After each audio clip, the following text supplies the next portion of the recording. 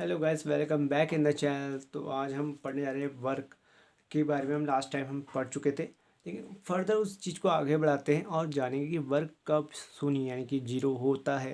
तो हमने last time आपको नोट करके बताया था कि वर्क जीरो भी हो सकता है। ठीक है, आपने पढ़ा था कि वर्क पॉजिटिव भी होता है, नेगेटिव भी होता है। ठीक है, तो हमने ये भी पढ़ा था लास्ट टाइम कि एक छोटी सी लाइन कि वर्क जीरो भी होता है और किस फैक्टर पर डिपेंड करता है कि वर्क जीरो होगा, कब वर्क आपका कार्य जो होता है शून्य होगा। ठीक है, तो जो हमने फॉर्मूला पढ़ा है मेनली उसके बारे में जानते हैं। W=F_d_cosθ।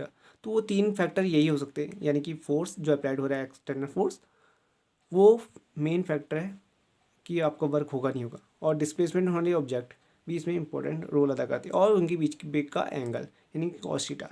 ये तीनों चीज़ें ही इस वर्क को शून्य होने में यानी कि जीरो करने में मदद कर सकती है। ठीक है, तो आइए जानते हैं डिस्प्लेसमेंट। जब भी आप कोई भी ऑब्जेक्ट पर फोर्स लगाते हैं तो उसका स्वाभाविक रूप से मूव होना ज़रूरी है, यानी डिस्प्लेसमेंट होना उसका ज़रूरी है। बट आप देखेंगे कि कभी कभार कुछ चीज़ें ऐसी होती हैं जिनको आप कितना फोर्स लगा लें वो अपनी जगह से तस की मस नहीं होती, अपनी पोजीशन को चेंज नहीं करती है। तब हम कहेंगे ये जो डिस्प्लेसमेंट है यहाँ पर जीरो हो चुका है, तब भी हम कहेंगे वर्क जीरो है।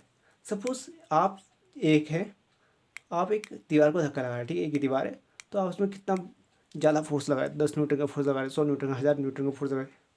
अरे ये जो आपकी दीवार है बंगर सीमेंट की बनी है। ठीक है, बंगर सीमेंट की बनी है फॉर एग्जांपल। तो ये वॉल इतनी पावरफुल है, तो आपका जितना भी फोर्स लग रहा है उसको झेल जा रही है। उसको कैपेसिटी इतनी है कि आपका जितने भी फोर्स उसको झेल जा रही है।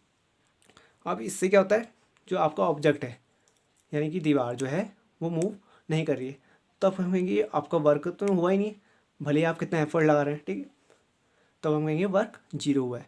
अब दूसरी बात करते हैं हम फोर्स की। अगर आपका जो ऑब्जेक्ट है, सपोज जो आपका ऑब्जेक्ट है, ये आप ये लीजिए कि चलिए बॉल है। ठीक है, ये बॉल है, तो ये मूव करते जा रहा है, मूव करते जाता है, एक सड़क पे घूमती जा रही बॉल।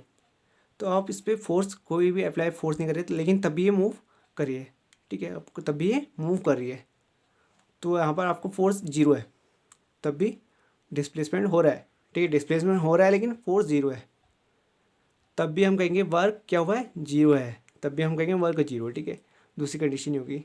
तीसरी हम जानते हैं कॉस, यानी कि उनके बीच का 90, अगर जो फोर्स है अप्लाइड फोर्स है और उनके बीच में डिस्प्लेसमेंट के बीच में अगर जो एंगल है, अगर कॉस 90 डिग्री हो जाता है। ठीक है, ये कितना हो जाता है, 90 डिग्री है। जैसे कि ये फोर्स को दिखा रहे हैं हम वाई एक्सेस में, एक्स एक्सेस में हम डिस्प्लेसमेंट को दिखा रहे हैं, तो इनके बीच का जो एंगल अगर 90 डिग्री हो जाता है तब हम कहेंगे वर्क नहीं हुआ है।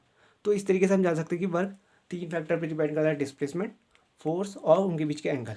कॉस 90 अगर हो जाता है तो हम कहेंगे वर्क जीरो यानी शून्य हो चुका है। Thank you so much. I hope कि आपको ये वीडियो बहुत पसंद आया होगा। हमारे चैनल को शेयर, सब्सक्राइब, लाइक कीजिए। Thank you so much.